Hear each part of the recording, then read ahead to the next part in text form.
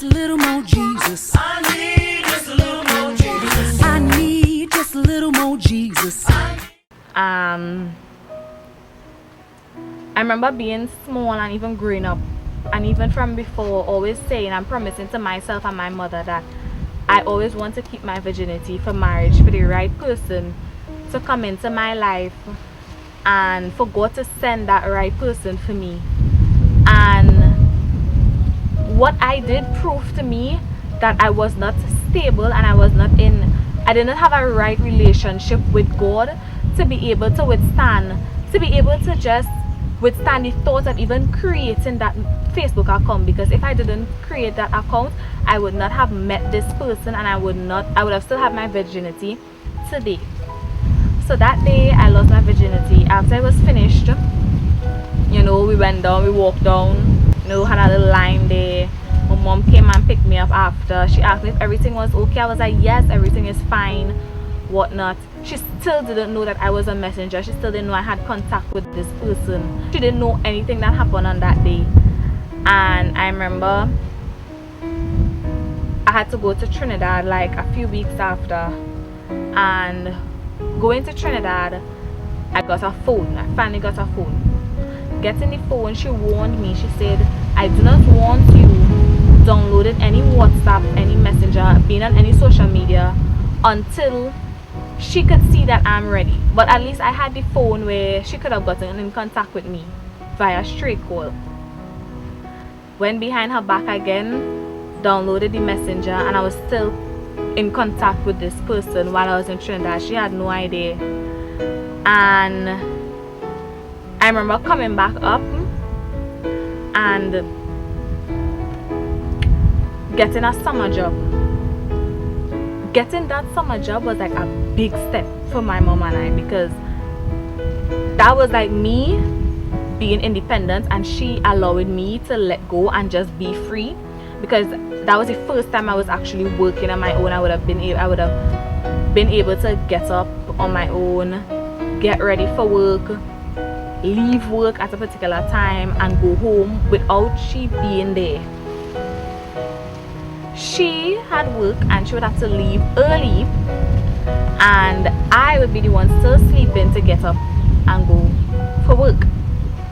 So a morning, I invited this person to come by me before I go to work. That showed a level of disrespect, because this is my mother's home. This is where she would get up 5 o'clock early mornings and pray to God, and it's like that was her sanctuary, that was her holy place, and I violated and I brought someone in her place and did something like this that was not pleasing in the eyes of God. And I remember she ended up finding out that I was on Messenger because I was outside in the living room, and she walked out same time I was on the Messenger, and she was like, what you doing on this, whatnot. She took away the phone, she told me to delete it. She was like, you're not getting this back. So I invited this person over to my home a morning before I was leaving to go. Mama had already left to go work, and I remember he coming over, of course he only came over for one thing. I got ready, went to work, came back, acted like everything was normal. Mom had no idea, she had no clue. And I remember after that, she came out into the living room and she caught me on the Messenger. Tried to hide it, but it didn't. God knew what he was doing. He knew that everything needed to be exposed, and my mother needed to know what was going on, because if I had continued, I might have been pregnant all now. I probably could have gotten some STD, who knows what not. All sorts of things could have happened between now and then if my mother had not found out what I was doing behind her back. She came, she took the phone away from me. She was like, you're not going back on social media until I can trust you, because I broke her trust. She still didn't know that I was with this person. I remember going to work that morning still, and she going to work, and she took the phone with her to work, and like she was going through my pictures. And that same one, that person was there. We had taken out a photo in front of the door home by me with both of us together. And while scrolling through those pictures, while my mother was scrolling through those pictures, she saw the picture with him and I. And she called my manager and she was like, tell Sonique that I'm coming for her now. So when my manager told me that, I was like, I wonder what, I was like frightened, because I knew that she had probably seen the picture with him and I. And she came, she was angry. You know, she came, she picked me up, we went home. When we went home, she was so enraged. That day, I think that was the first day that I got the beating of my life. A day that I will never forget, and a memory that I will always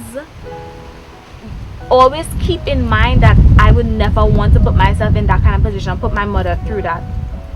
I felt like my mother would have had a nervous breakdown at that point in time. You know, because she was so upset. She was like, Sonique, you brought this person into my home. I told you never to bring anyone into my home. This is my place. This is a holy place. And you know, she was so upset. And Pastor come in, and you know, he was trying to intervene, trying to talk her, calm her down. He even was talking to me and asked me questions. I remember he even asked me if I had sex with this person. He asked me 3 times, and I lied to him 3 times. When we went to the hospital and we were waiting in the emergency area, she sat down there.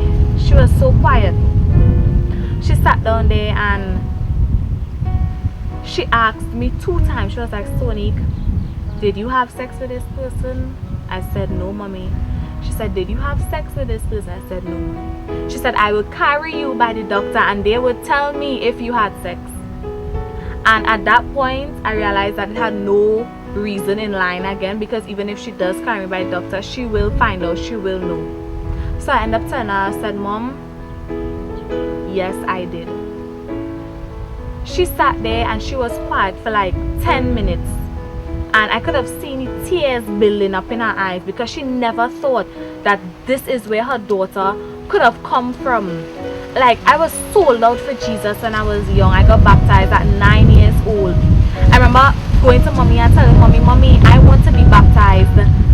She was like, you are too young to get baptized. She went to Pastor. She was like, Pastor, my daughter wants to get baptized, but she's too young. Pastor asked me, he said, why do you want to get baptized? I said, Pastor, because I love Jesus and I want to go to heaven when I die. And Pastor was like, that's the right answer that she gave. That's all you need to be able for her. She already knows where she wants to be. And I was told that when I was young, I would pray every day. I would, you know, cry out to Jesus. I would worship God every day in church. And it's like the devil and the enemy tried to come into my life at that point to try and hold me back, to try and keep me back from the destiny, for the purpose that God had created me for, and to try and mash up the relationship between my mother and I. Because there's one thing that my mother always told me: when the enemy cannot get to the parents who are grounded in Christ, who is sold out for Jesus, he will go to their children who he knows the parents love and will do anything for. So I remember all of that took place, and after all of that, she told me that I couldn't see this person, I couldn't talk to this person. It was hard for me because knowing that person took my virginity, and I developed a hate for my mother. I didn't see what I did was wrong and what I did hurt her. All I was seeing is that she kept me locked up. You know, she kept me away from everyone else. She kept me away from this person who I loved. And I developed a hate, I developed animosity in my heart for my mother. I didn't want to talk to her, I didn't want to speak to her. I would pass her straight. I would get up and not say good morning. I would go to bed not saying good night. And that was the routine for like 2 weeks after this whole situation. And I remember one night being in the living room, and I was so upset. I felt like it had no reason for me to be alive. And I had like these Motrin tablets on the fridge that was for pain. And I probably took like I think it was 10 tablets, 10, 11 tablets. All I had in my mind is that I just wanted to come out of this life. I didn't have a good relationship with my mother. That didn't make any sense. I couldn't see this person. That didn't make any sense. In my mind, all I was thinking is that I still can't go anywhere. I can't be out again. So it's best I just come out of the world. They have no reason for me to still be alive. And from taking those tablets, I remember going back on the couch. I was watching TV. Mommy was inside the bedroom. And I felt this pain. I felt this in my stomach. It's like I felt so upset. I started this cold sweat. I started to go off. I had diarrhea. And I remember running into the bathroom and going off. Mommy heard me, and I was groaning. I felt like that was the end. I could have barely talked.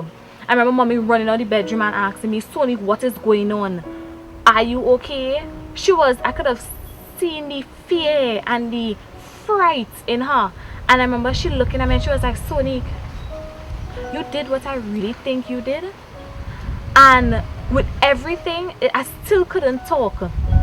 And she was like, Sonique, I cannot believe you. You know, she picked me up. She called the neighbor. She went to the neighbor. She was like, please. I remember at that point in time, we didn't even have any money at that point in time to catch a car. It was late.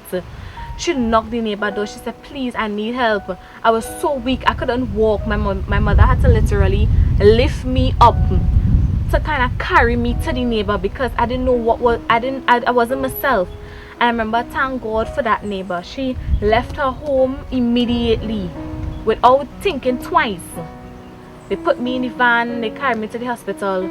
We sat in the hospital in the emergency room waiting for like 30 minutes. I'm in pain, feeling sick, I'm cold, sweating. I wasn't myself.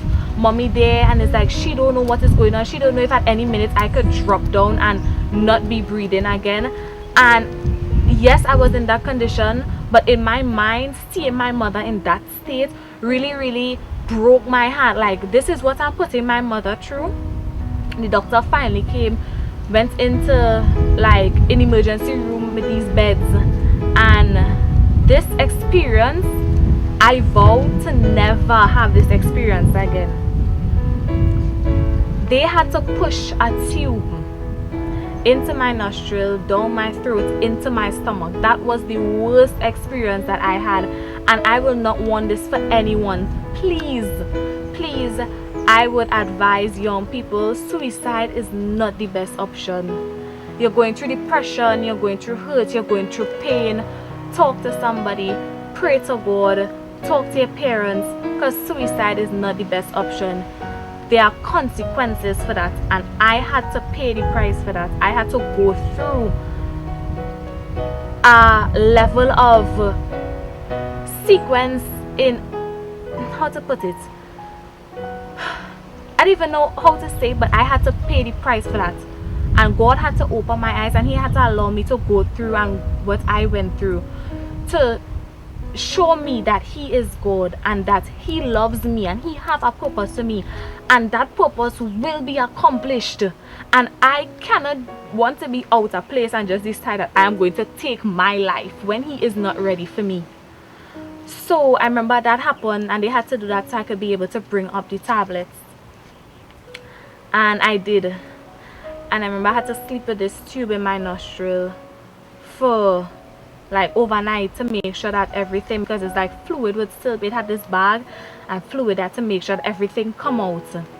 And I remember this person, I really thank God for him, because he was like a father figure also to me. I also looked up to him, and I could have seen that he was also hurt, he was also frightened, because these people didn't know what could have happened to me. That night I could have died. And this whole situation happened, you know, being in the hospital. I had to stay in the hospital, I think it was for 2 nights. And while I was in the hospital, it's like God was just talking to me. I still wasn't really speaking to my mom, because I wasn't speaking to her because of hate, but I was speaking to her because I was ashamed, I was embarrassed, and I was hurt. And lying down there in that hospital bed for 2 nights, I really had time to think, to retrace my steps, and to think about the future and what I want to be, to know that I have goals and I want to fulfill those goals, and I want to make my mother proud, because she was the only person I had in my life, and she is the only person that was ever there for me when nobody else was there. And I remember coming out of the hospital, you know, I had to get counseling. We got counseling together as both mother and daughter, and it was a little hard as well, because it was a little difficult, because